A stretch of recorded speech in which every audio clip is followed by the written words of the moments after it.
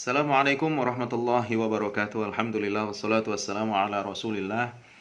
Sahabat renungan Islam, ketika kita merenung sejenak tentang umur kita, tentang usia kita, tentang umur manusia, maka perlu menjadi pertanyaan bagi kita, bagaimana jika usia kita tinggal 10 tahun lagi, tersisa 5 tahun lagi, tersisa 1 tahun lagi, 1 bulan lagi, atau mungkin saja 1 hari lagi. Yang menjadi pertanyaan berikutnya, apa yang mesti kita lakukan? Sahabat renungan Islam, jika kita tahu usia kita tinggal 1 tahun, maka apa yang akan kita gunakan sisa usia kita tersebut?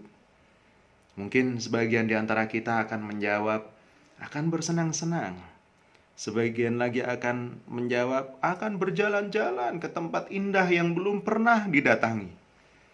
Sebagian lagi akan menjawab, akan makan sepuasnya setiap hari, makanan yang belum pernah dimakan sebelumnya, dan lain sebagainya.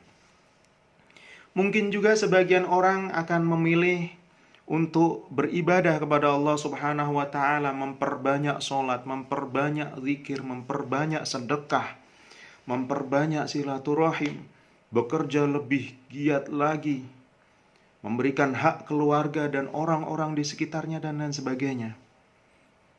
Mengapa dua kelompok manusia berkegiatan tersebut seolah bertolak belakang, berbeda, sahabat renungan Islam?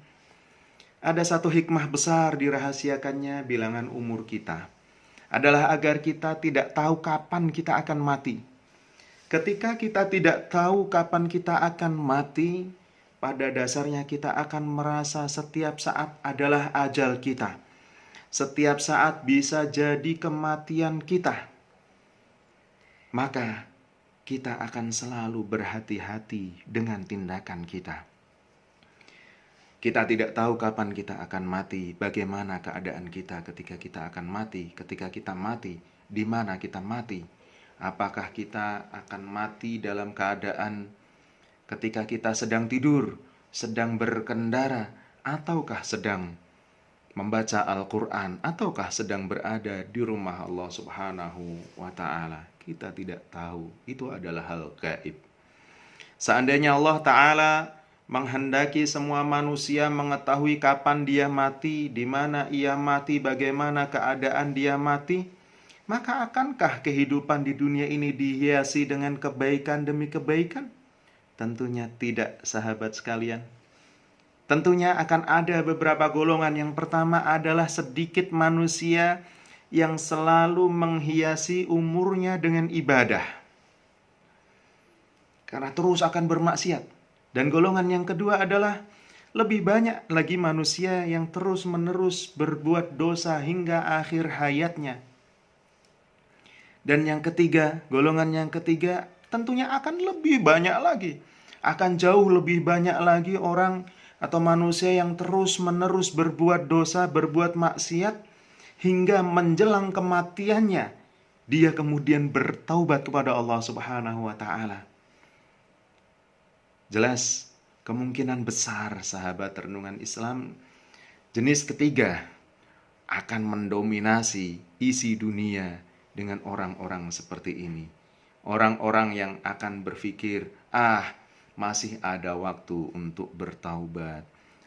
Masih ada kesempatan untuk bermaksiat. Menjelang ajalku, aku akan bertaubat kepada Allah Subhanahu wa Ta'ala. Dalam kondisi seperti ini, bisa jadi dunia ini tentunya akan dihiasi dengan kejahatan, dihiasi dengan kriminalitas, maksiat, budaya hedonisme, dan lain sebagainya.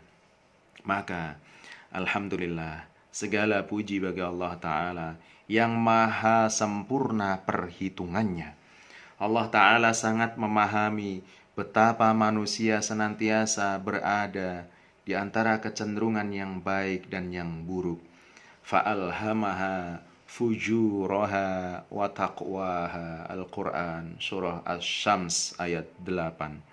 Maka ia menyelamatkan manusia dari fitrahnya tersebut dengan jalan menjadikan umur sebagai hal gaib yang tidak diketahui manusia.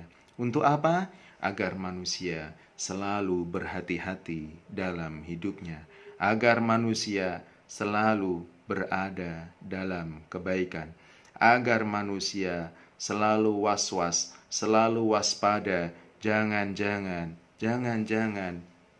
sebentar lagi adalah kematiannya. Terima kasih sahabat renungan Islam. Assalamualaikum warahmatullahi wabarakatuh.